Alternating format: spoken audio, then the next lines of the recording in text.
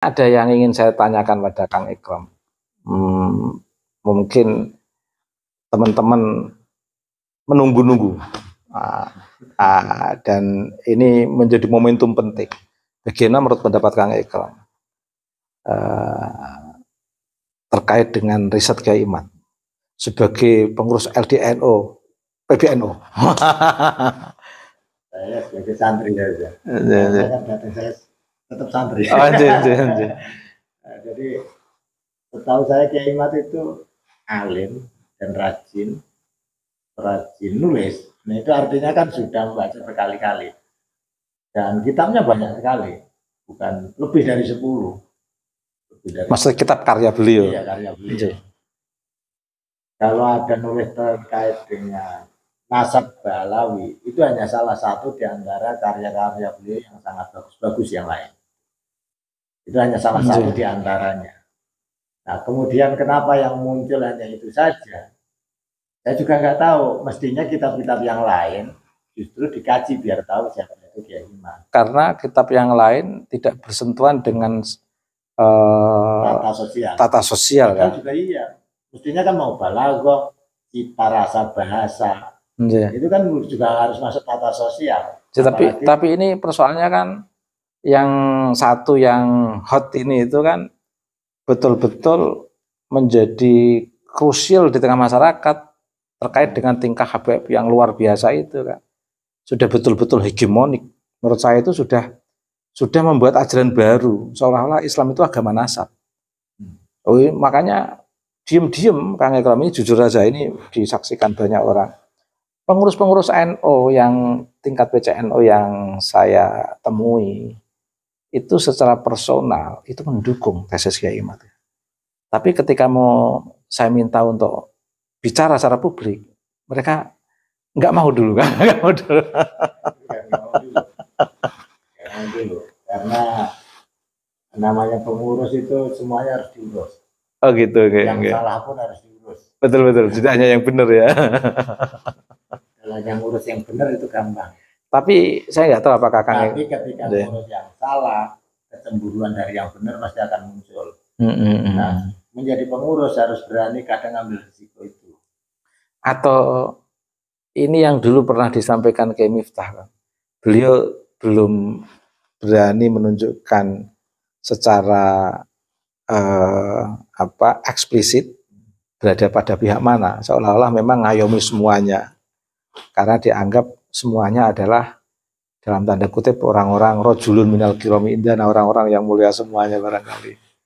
Di Habaib banyak ilmuwan, Kiai Imad juga seorang ilmuwan, anak kader NU yang dalam tanda kutip terbaik, sehingga Kiai Miftah ingin tidak menyinggung kedua belah pihak.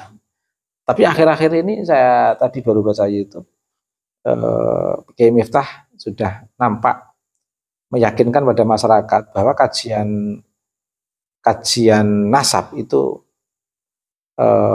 terkait dengan nasab Habaib itu tidak ada hubungannya dengan surga neraka. Itu adalah kajian ilmiah yang perlu diapresiasi, yang perlu diteruskan untuk mendapatkan satu simpulan yang ilmiah, dan Habaib juga dimotivasi oleh Kiai Miftah untuk betul-betul merespon secara ilmiah. Sehingga juga ada ini juga. Setidaknya kalaupun tidak setuju dengan tesisnya Kiai Imad, orang sekarang jadi tahu bahwa yang namanya Duriyah itu bukan hanya Ba'alawi saja. Iya. Kalaupun diakui sebagai Duriyah. Kalaupun bisa menjawab maksud saya. Bisa jawab bahwa itu tesisnya Kiai Imad, bahwa tesisnya Kiai Imad nggak benar tuh. Karena dan masyarakat jadi tahu, oh ternyata Duriyah itu bukan hanya Habaib saja. Kalau Habaib bisa membuktikan kalau mereka itu betul-betul punya data historis dari setiap zaman. Nah, mereka itu kan pedomannya data itu kan tidak perlu setiap zaman, yang penting ada nasabah yang sudah mengabsahkan itu sudah sah. Habaib sendiri tidak konsisten. Instrumen pengabsahan sebagai cucu Nabi di RA untuk generasi abad sekarang ini itu mereka ketat. Tapi untuk abad sebelum abad 9 dan setelah abad 4 itu mereka nggak berani ketat. Padahal instrumen verifikasi sebagai cucu Nabi di era sekarang ini ketat. Tapi mereka nggak fair.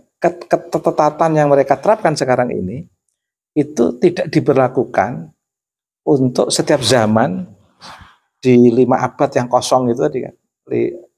Abad sebelum abad 9 itu. Bahkan 5 abad setengah. Berarti kan 550 tahun. Nah ini nggak fairnya di situ Habaib. Dan saya kira kalau mau menjawab itu, ulama itu artinya kan semua kegiatannya bisa dibuktikan secara ilmiah. Keilmiahan nasab itu tidak hanya kalau di era sekarang tidak hanya melalui catatan-catatan.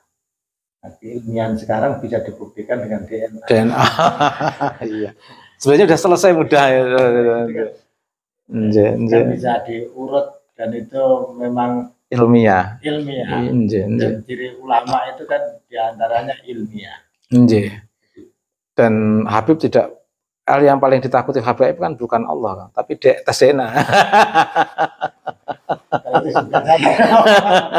Karena banyak juga Balawi yang alim. Oh ya, kita itu kan nggak pernah mengajak kebencian dan ini kan, nggak pernah membedakan kita ini tidak pernah menyamakan antara kasus nasab dengan kasus keilmuan. Kasus keilmuan tetap keilmuan, tetap kita hormati sebagai seorang ulama. Nah, ini kan persoalan nasab. Balawi kalau ulama ya warasatul anbiya. Meskipun oh iya.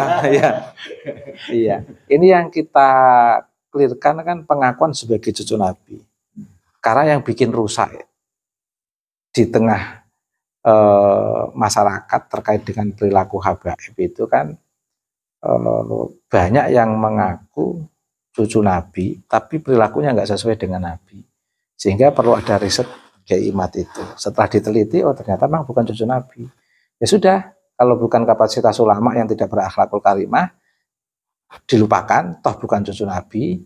Yang ahlul ilmi ar-rasikhuna fil ilmi, ya tetap harus kita hormati karena sebagai warasatul anbiya. Tapi ini kok, pengamatan saya yang terhadap lembaga dakwah, ngambil penceramah itu memang tidak selalu yang mau diambil keilmuannya. Yang penting seremoni agama ada lucunya. Jadi jangan dianggap ketika masyarakat mendapatkan ceramah dari orang tertentu, mau yang bersorban lucu, mau yang bersorban luar biasa, kadang dianggap ini seremonial keagamaan dan ada lucunya. Itu yang lucunya itu yang diceritakan. Tapi terkait dengan ngaji dan kegiatan aktivitas, yang saya lihat alhamdulillahnya orang Indonesia itu tetap patuh sama kiai ulama yang di dekatnya. Ngikutin ustadz-ustadz ya yang di tingkatan RT-nya.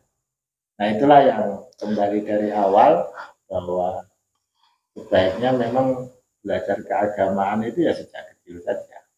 Tapi yang menjadi persoalan kan jarang anak-anak milenial Gen Z sekarang ini kan pada malas ngaji di masjid kan.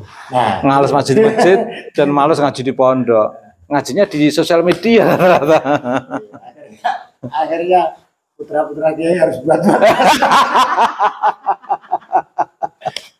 Nah ini mohon maaf kalau dilihat di tempat lain mungkin dianggap kurang ajar ya.